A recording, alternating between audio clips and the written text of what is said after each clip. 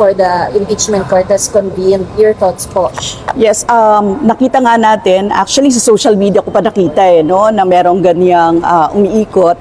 And na-browse ko lang naman at ang nakalagay doon ay parang outright dismissal, no? De facto dismissal ng supposedly ay impeachment trial ni Vice President.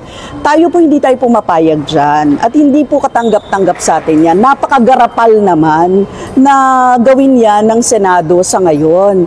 Dahil alam naman natin na ang panawagan, no, ang umiingay na panawagan ngayon ay put the Vice President in trial. Yun talaga ang umiingay na panawagan ngayon. Academicians, church workers, all the people na naririnig natin ang boses nila, gusto nilang magkaroon ng trial. Unang-una kami yung complainant, more than 200 na House of Representatives member ang complainant dito. Mula ito sa tulak ng ating taong bayan.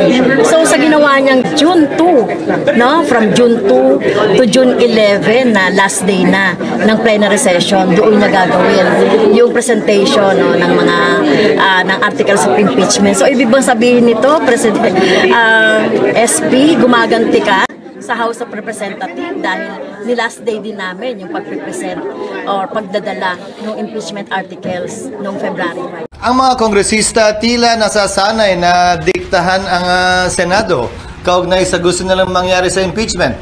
Pues kung trabaho ng ilang mambabatas na maging sunod-sunuran kay Speaker Romualdez na gusto klaro itong impeachment na ito, hindi namin trabaho yan sa Senado. Hindi ko rin trabaho yan bilang tagapangulo ng Senado.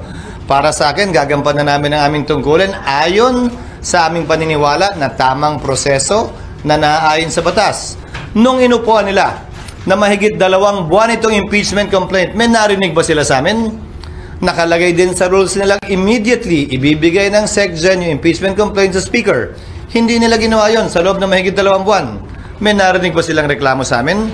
Ginalang namin ang kanilang pasya, proseso at pagdidesisyon. Yan sana ang inaasahan ko rin sa kanila. Subalit maging ganun pa man, hindi ko pwede silang gawin, piliting gawin o hindi gawin ng partikular na bagay. Gayon din sila. Kung nais nila maging sunod-sunuran sa gusto ng kanilang speaker, pues hindi po namin trabaho yan.